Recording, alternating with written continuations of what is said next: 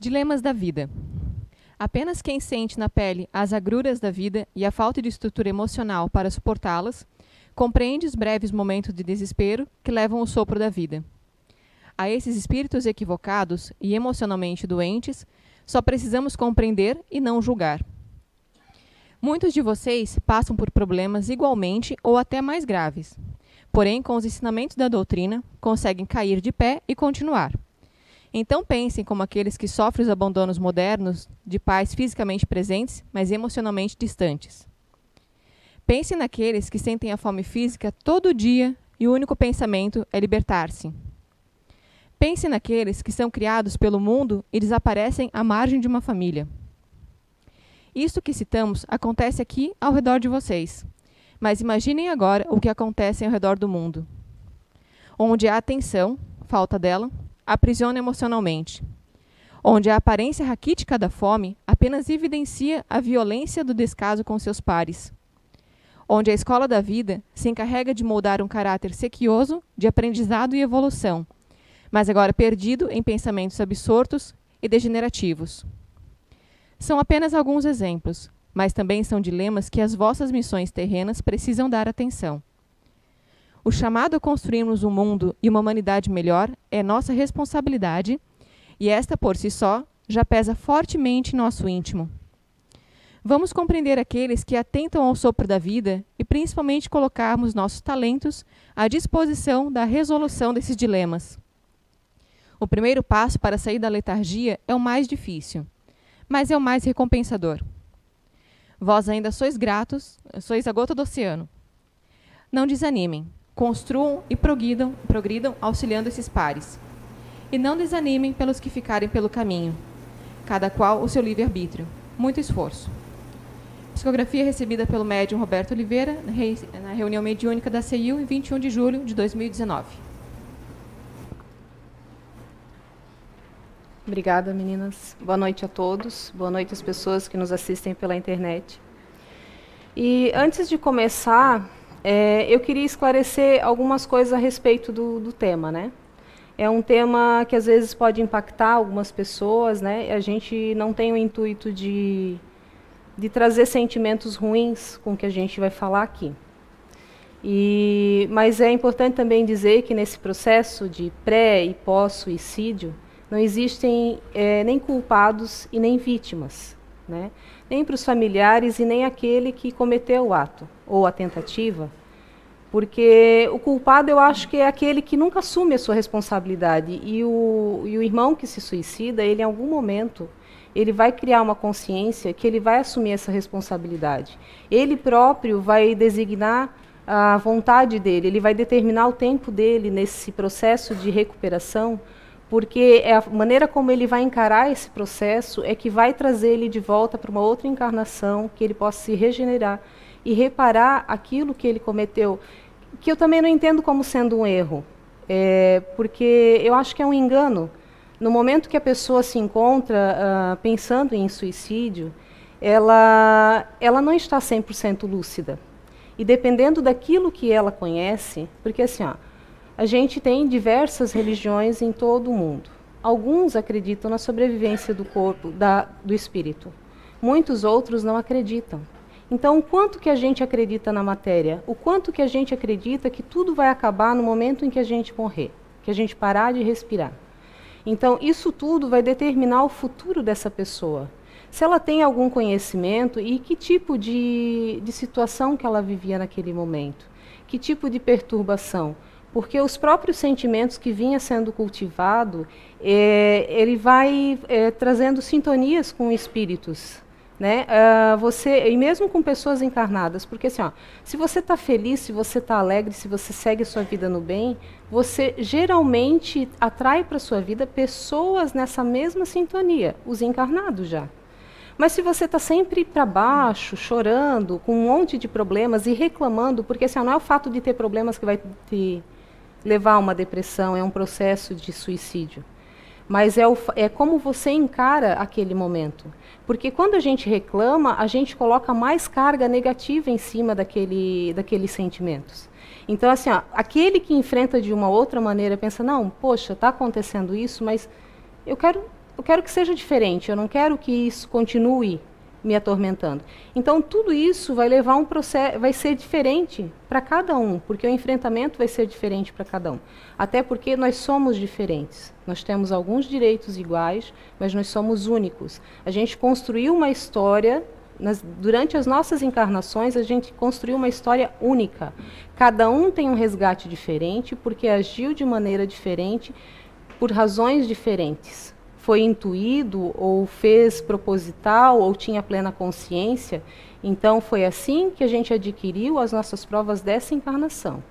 A gente vem a várias e várias encarnações, cometendo enganos, se atrapalhando, se afobando, se atropelando. Então, a gente precisa continuar vindo para cá, para passar por um processo que alguns vão saber lidar melhor e outros nem tanto. E ontem eu assisti a uma palestra do Rossenge, que abordava mais ou menos o mesmo tema. E ele, no início, ele pediu, e eu achei prudente que a gente se sinta assim e tente vibrar dessa maneira. Aqui, durante as palestras, a gente também tem os espíritos desencarnados, e muitos que vieram trazidos pela espiritualidade, que também são suicidas. Então, a gente pede para que tentar manter uma vibração em favor deles e das pessoas que possam nos assistir, que tenham tido familiares nessa situação, ou com ideação, que estão em perigo iminente de que isso aconteça. Que a gente mantenha a vibração, que a gente possa, sempre que a gente for orar, a gente coloque essas pessoas em nossos pensamentos, em nossas orações, porque é a primeira ajuda que a gente vai poder dar. Porque o processo que leva ao suicídio, ele não começa do dia para a noite e ele não cessa do dia para a noite. A gente pode, não sei se é bem o termo, mas assim, a gente poderia tratar como uma doença crônica. A doença crônica a gente não consegue a cura do dia para a noite. Leva tempo de tratamento, precisa dedicação para esse tratamento, porque se você não fizer e seguir esse tratamento, ele vai falhar. E você vai ter altos e baixos durante esse tratamento E mesmo fazendo esse tratamento de bons pensamentos, eu não falo nem de tratamento só medicamentoso, tá? Porque eu também não vejo ele como solução. Porque às vezes as pessoas são... O profissional ele não tem tempo de acompanhar esse paciente e ele chapa a pessoa de medicação. Só que aí o motivo que está levando a esse processo não está sendo tratado, não está sendo trabalhado. Então, quando a pessoa for tirada da medicação, ela vai continuar com a mesma coisa que estava antes, porque não foi trabalhado aquilo naquele processo. E não sei se por falha do sistema ou porque se fala pouco em suicídio, a gente tem uma falha na nossa saúde pública em relação ao que tem acontecido. Os números estão crescentes e assustadores. Assustadores porque se fala pouco. Eu trabalho na área de saúde e falo para vocês que se fala pouco. Falta de profissional, talvez, mas é como eu falo, pela falta de tempo, o que está se achando de solução? Medicação. Talvez ela tenha seu efeito benéfico, mas ela não vai solucionar o problema das pessoas. Diante disso, eu trouxe alguns dados que eu tenho uma página no Facebook que é o município Blumenau. E ele, agora em junho, ele trouxe uns dados sobre a situação de suicídios em Blumenau. Em 2018, no ano de 2018, nós tivemos 44 suicídios em Blumenau. É um aumento de 30% em relação a 2014. Nesse mesmo período, a gente só cresceu em população 5%. É alarmante comparado esse número de 2018, comparado a Florianópolis, que foi 32, a população é muito maior, e Joinville foi 46, foram 2 a mais, mas em proporção de população é muito maior. Então, assim, o número que teve Blumenau em 2018, ele representa 12,5 casos para cada 100 mil habitantes. A média nacional, que é um dado do Ministério da Saúde, é 5,6 casos para 100 mil. Então, nós temos mais que o dobro em Blumenau acontecendo proporcionalmente pela população, em vista da população. Neste ano, só de janeiro a maio, nós tivemos em Blumenau 17 suicídios. Tá? Segundo o IGP, o Instituto Geral de Perícias, né, que é o que atende, ele atende 12 municípios aqui na região. Então, as informações do IGP é que Blumenau detém 70% dos casos de suicídio. Talvez exista um problema regional. A gente a gente não sabe, porque a gente, inclusive, não se tem acesso a esses dados. Eu trabalho na área de saúde, não sabia. Eu percebo, porque o que eu trabalho, às vezes eu escuto um caso, eu escuto outro, tem pessoas conhecidas que tiveram casos na família. Mas essa proporção é bem grande, é bem preocupante. E nós todos temos responsabilidades em relação a isso. Porque a gente faz, não, tem que cobrar do governo, né, Secretaria de Saúde, tem que tomar uma providência e tal. Mas, às vezes, a gente percebe algumas coisas e a gente também não dá atenção. Às vezes uns posts nas redes sociais, aí a pessoa posta mais de um, e às vezes fazendo referência a mortes, e de que quer morrer, de que não está satisfeito com a vida.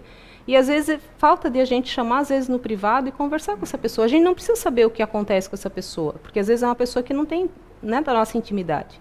Mas pedir para que ela procure alguém, que ela queira conversar, porque isso é importante. A pessoa, às vezes, no processo de depressão e que tem essa vontade de não viver mais, às vezes ela não sabe nem relatar o que ela está sentindo. A dor dela é imensa, mas ela não sabe onde começou. E aquilo, quando ela começa a demonstrar, às vezes aquela dor ela já está sendo alimentada e já está ficando grande há meses. E como as pessoas agem diferente, algumas pessoas, dentro de casa, elas não dão sinais. Elas não dão sinais para ela pensar, não posso preocupar minha mãe, não posso preocupar meu marido, não posso preocupar meu filho. E, às vezes, ela não fala. E às vezes, essa pessoa tem mudança de comportamento, mas a gente também está ocupado. A gente também tem os nossos problemas. E aí eu falo também de colegas, às vezes no trabalho, às vezes as pessoas sofrem assédio moral, e a pessoa está se definhando e a gente não se dá conta. As doenças da alma, as doenças emocionais, elas são muito difíceis para a gente assumir. A gente tem um orgulho, muitas vezes, para assumir. E às vezes a gente está sofrendo com aquilo, mas ao mesmo tempo a gente acha que não vai ser compreendido. Mas daí eu também penso, opinião minha, que a gente não é capaz de compreender a dor do outro. Porque quando não é a minha barriga que dói, eu não entendo qual é a dimensão e a intensidade da dor do outro. É difícil. Então, o que a gente pode fazer, de repente, para ajudar alguém nessa situação? Oração. Se a gente não tem uma palavra de consolo, se a gente não tem uma palavra que vá poder ajudar, pelo menos que a gente não se sinta capaz, a gente precisa, pelo menos, orar por aquela pessoa. E a gente tem também, a gente está falando mais de suicídio direto, né? Que é a pessoa que busca um meio de acabar com a própria vida. Mas a gente também tem o suicídio indireto ou inconsciente, né? Que são os vícios que a gente vai adquirindo durante a vida, durante a encarnação, e a gente não se dá conta que aquilo está contribuindo para que a gente passe menos dias aqui neste planeta. Então, a gente também vai ter uma responsabilidade, uma coparticipação, e também seremos cobrados. Todos nós teremos contas a prestar quando a gente desencarnar, seja qual for o motivo. Todos, porque a gente esconde alguns maus pensamentos da gente mesmo. A gente sabe que pensa, a gente sabe que faz, mas a gente tenta ocultar. Quando a gente desencarna, não tem nada que esconda. Assim como aqui a gente usa roupa para esconder as nossas partes íntimas, tá? A gente esconde também certos sentimentos, atitudes. Mas na espiritualidade não tem. A gente vai nu, vai nuzinho. Eles vão saber de tudo. Então, a gente pode até tentar enganar, eles vão até se fazer de enganados, mas não tem como escapar.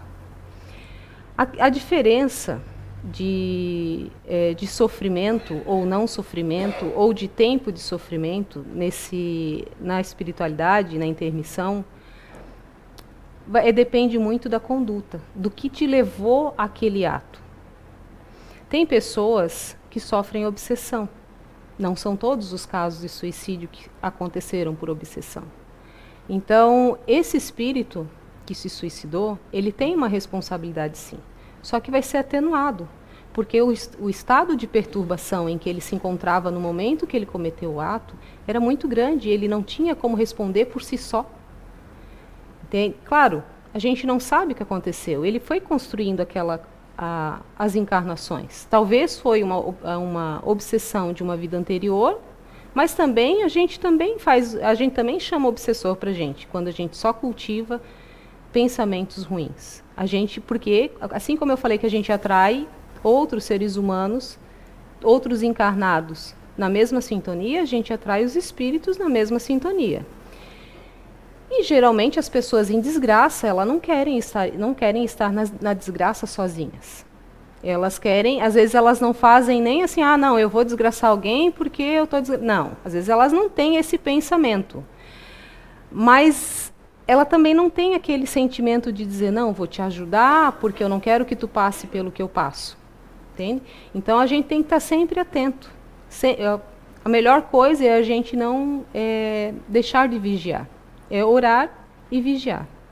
Pedir a Deus proteção, mas vigiar também nossos pensamentos. Porque ele não adianta mandar a polícia para cuidar da gente e quando a polícia virar as costas, a gente chamar o bandido para brigar, né? Então, a gente tem que fazer a nossa parte. Pedir proteção, sim, mas fazer a nossa parte. Os capítulos dos espíritos, né? Trouxe só 2 questões, tem muitas questões que falam sobre suicídio. A questão 944, ele pergunta, né? Kardec pergunta: tem o homem o direito de dispor da sua vida? Não. Só a Deus assiste esse direito. O suicídio voluntário importa numa transgressão dessa lei. Então, o que me leva a pensar, né? O corpo não é nosso, ele foi emprestado. Porque como a gente foi um espírito bom em várias encarnações, a gente veio aqui passear e ganhou um corpo para dar uma passeada. É a mesma coisa que eu pegar o carro de alguém e destruir. O carro não é meu. Eu vou ter que repor, eu vou ter que ressarcir. Porque eu agi contra algo que não era do meu domínio. O corpo não é nosso. Ele é um empréstimo. E a gente tem que cuidar dele. A gente tem que cuidar, e não só na questão de eu não ir lá. Claro, não tem que se suicidar, porque a gente precisa desse corpo e a gente precisa crescer. Só que também no sentido de, eu estou fumando, eu fumo 3 carteiras, 2 carteiras de cigarro por dia. O que eu estou fazendo com o corpo que eu recebi para combater os vícios, para me melhorar, para crescer, para evoluir? O nosso tempo de reencarnação aqui, as nossas vagas de reencarnação neste planeta estão diminuindo. As pessoas estão tendo menos filhos, estamos ficando numa fila gigantesca. Então a gente tem que aproveitar mais do que nunca toda a oportunidade de crescimento. Porque assim, a gente não vai resgatar tudo nessa, podem ter certeza disso. Talvez uns estejam já em fins de regeneração que já não vão precisar mais voltar para cá. Mas assim, a gente tem milênios de erros, né? De equívocos, de enganos. Então não vai ser em 60, 70 anos que a gente vai resolver tudinho. Até porque quando a gente vem, a gente traz até bem mais fortes todos os vícios anteriores e que por isso que a gente nasce criança, para os pais ir moldando a gente, dando uma cortada, para ver se a gente já chega na fase adulta com pelo menos alguma decência, né? A outra pergunta é a 957. Quais, em geral, com relação ao estado do espírito, são as consequências do suicídio? Muito diversas são as consequências do suicídio. Há penas determinadas, não há penas determinadas. E, em todos os casos, correspondem sempre às causas que o produziram. Há, porém, uma consequência que o suicida não pode escapar, que é o desapontamento. Mas a sorte não é a mesma para todas, depende das circunstâncias. Ele fala do desapontamento, e o que eu entendo do desapontamento é o espírito que chega no plano espiritual.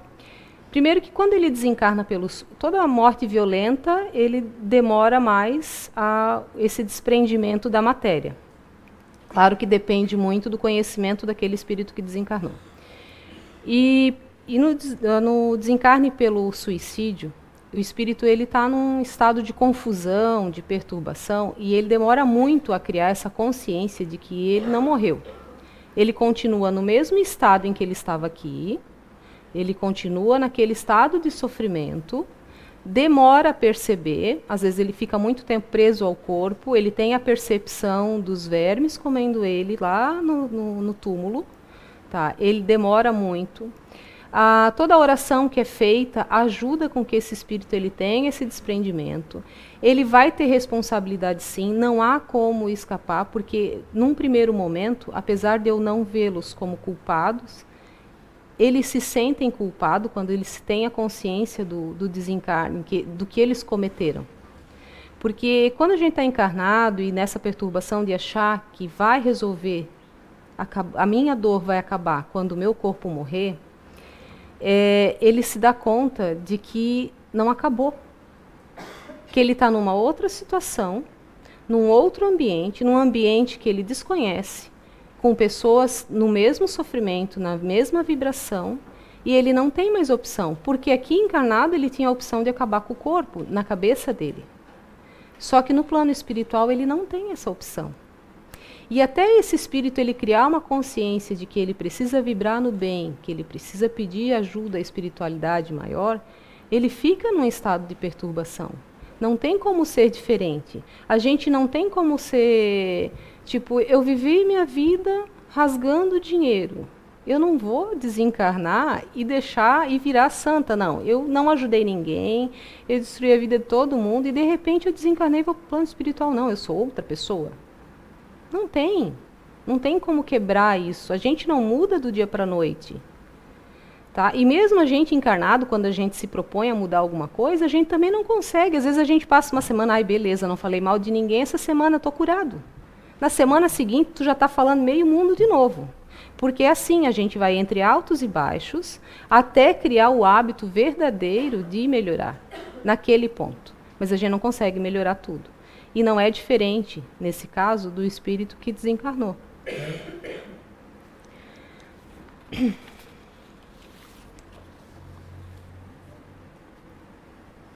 E assim, dessa forma, tudo que a gente vai pensando, agindo, fazendo aqui nesse plano, a gente vai plasmando um ambiente para a gente no mundo espiritual. Então, assim, se a gente teve ações boas, tentou praticar o bem, isso tudo é como se a gente estivesse construindo uma casinha lá no plano espiritual. Quando a gente vai praticando o bem, tentando, se esforçando, a gente, que nem eu falo, a gente não vai sair daqui tendo uma mansão lá, por mais que a gente se esforce. Mas talvez a gente tenha um lugarzinho mais decente. E dessa forma a gente vai construindo esse ambiente para a gente.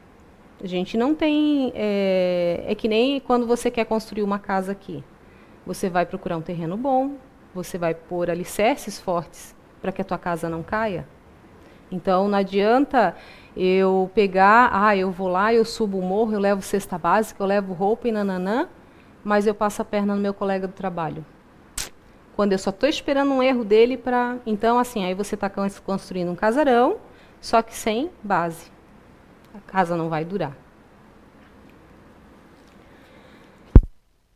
E a gente nós somos responsáveis pelo nosso destino, pelo nosso futuro. O que a gente vai fazendo aqui, no dia de hoje, no dia a dia, a gente está construindo o nosso futuro, seja aqui, seja no plano espiritual. E frases como, tipo, a gente colhe aquilo que planta, acaba sendo banal porque a gente ouve muito, né? Mas eu fiquei pensando esses dias, como ela é verdadeira? Não existe como eu plantar aipim e nascer cenoura. Não existe. E às vezes eu não vou ter nem o merecimento, se eu plantar 10 pés de aipim, talvez eu não tenha nem o merecimento que eles nasçam os 10. Talvez nasça 5 pelo esforço de eu ter cuidado deles. Então, não tem fórmula mágica. A gente não muda de um estado para outro e as coisas se solucionam. A gente precisa passar pelo que a gente passa aqui. muitas vezes a gente tem que parar e pensar no que a gente pode fazer para agir diferente diante das situações, uma vez que do jeito que a gente está agindo não está melhorando, não está resolvendo. É difícil. Tem situações, tem pessoas que estão sofrendo muito, e o sofrimento, apesar de para a gente, que a gente tem uma outra visão, a gente achar que aquilo não é motivo, porque é o que acontece, aquela pessoa ela tem um sofrimento real para ela mesma. Então, ela não vê solução. Vai ser difícil ela dar o primeiro passo, vai ser difícil. O que a gente pode fazer? Mantê-la em oração, ficar do lado dela, falar sobre as coisas que estão afligindo e falar sobre quais os sentimentos dela. E se ela quiser falar sobre suicídio, pois que falemos de suicídio com ela. Porque eu fui no site do CVV, que é o Centro de Valorização à Vida, e eu achei bem legal o trabalho deles.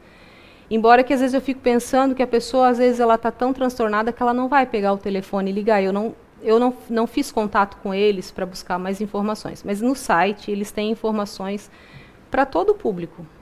Eles têm um panfleto para profissionais de saúde, para como eles podem lidar com pessoas com ideação suicídio, ou com comportamento que talvez denuncie essa vontade. Eles têm para o público em geral, e eles dão curso, capacitação para as pessoas que queiram ser voluntárias no CVV, ou que realmente queiram aprender mais, até às vezes para lidar com pessoas que estão à sua volta. Deixa eu só me achar aqui. Ah, tá. Então, eles trazem para a gente, né, algumas verdades sobre o suicídio. Que, no caso, em geral, os suicídios são premeditados e as pessoas dão sinais de suas intenções. Reconhecer os sinais de alerta e oferecer apoio ajudam a prevenir o suicídio. A expressão do desejo suicida nunca deve ser interpretada como simples ameaça ou chantagem emocional. Perguntar sobre a intenção de suicídio não aumenta nas pessoas o desejo de cometer o suicídio. Nem todos os suicídios estão associados a outros casos de suicídio na família. Essa questão de achar que é chantagem emocional, gente, eu já errei muito também achando que era isso, tá?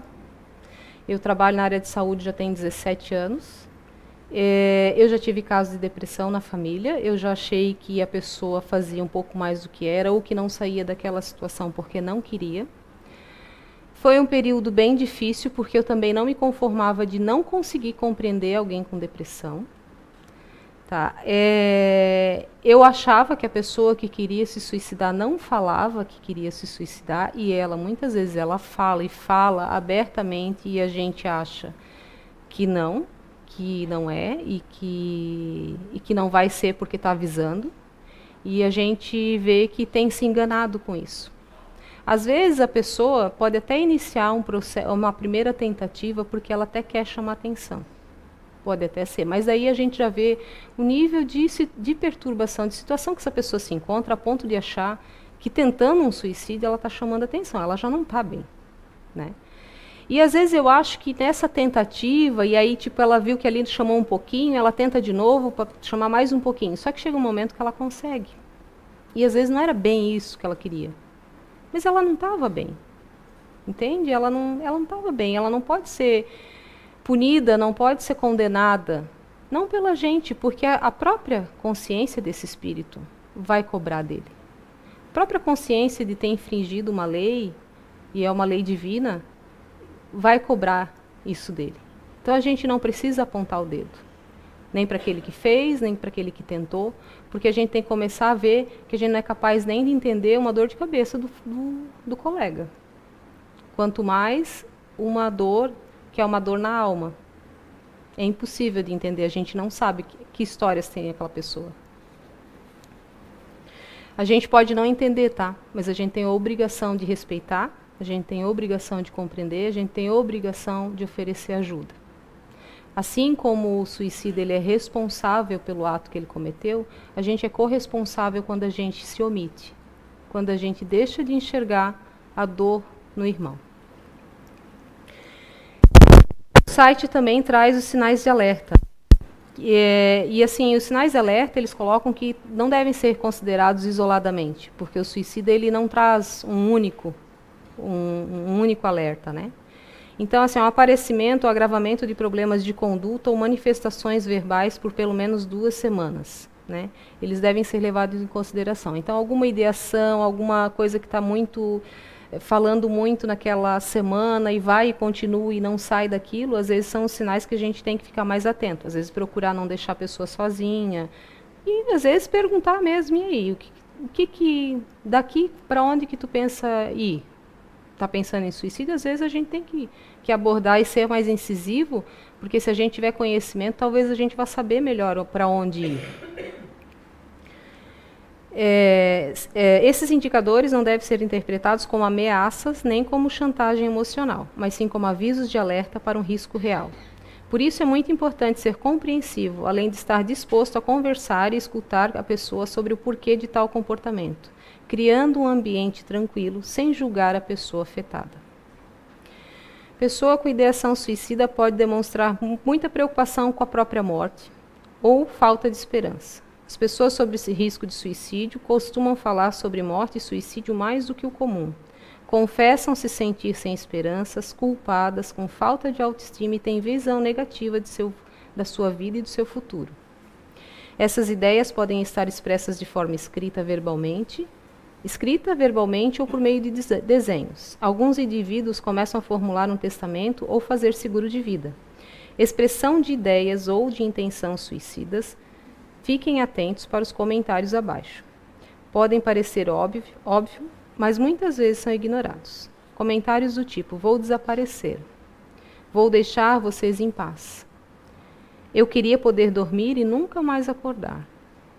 É inútil tentar fazer algo para mudar. Eu só quero me matar. E eles se isolam ainda mais. Fala aqui o que não devemos fazer. Umas coisas que eu já falei é condenar, julgar, ou dizer, isso é covardia, é loucura. Não é dessa forma que a gente vai ajudar. Quando a gente fala isso, eu acredito que é como se a gente estivesse indo botando o dedo lá na ferida e dado uma giradinha ainda. Entende? A pessoa não está bem e a gente ridicularizando o que ela está sentindo não vai fazer ela se sentir melhor. Não diminuir aquilo, porque às vezes ela até relata o que faz ela pensar em querer morrer. E a gente não pode diminuir e dizer assim, mas tanta gente com problemas superiores e você querendo morrer por causa disso.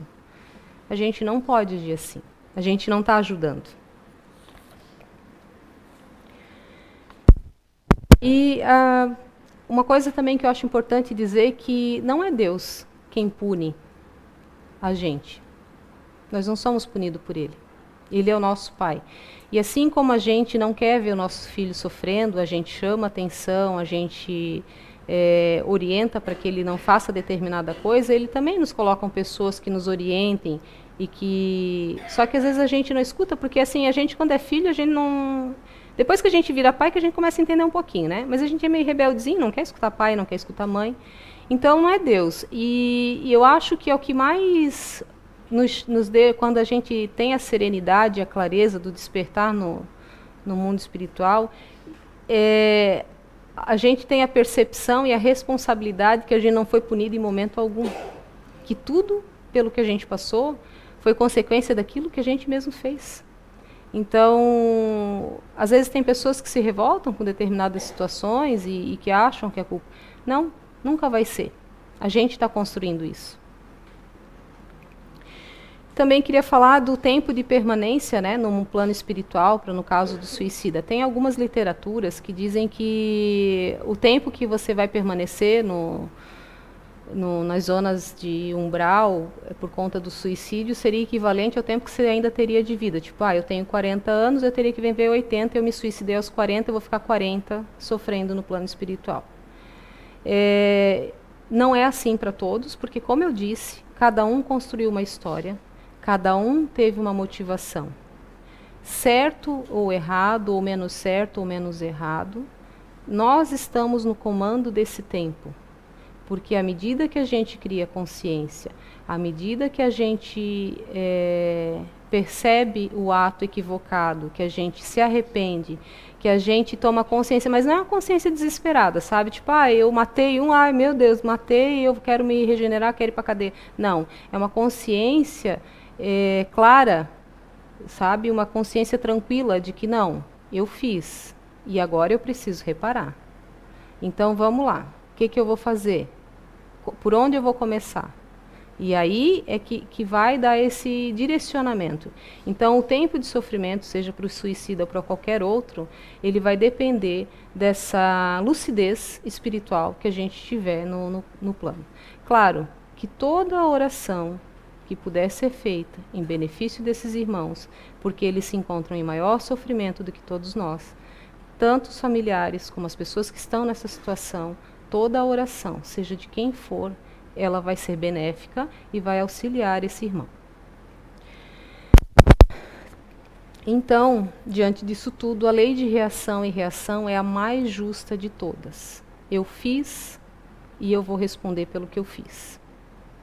A gente é responsável pelas nossas ações e a gente vai colher exatamente aquilo que a gente plantar.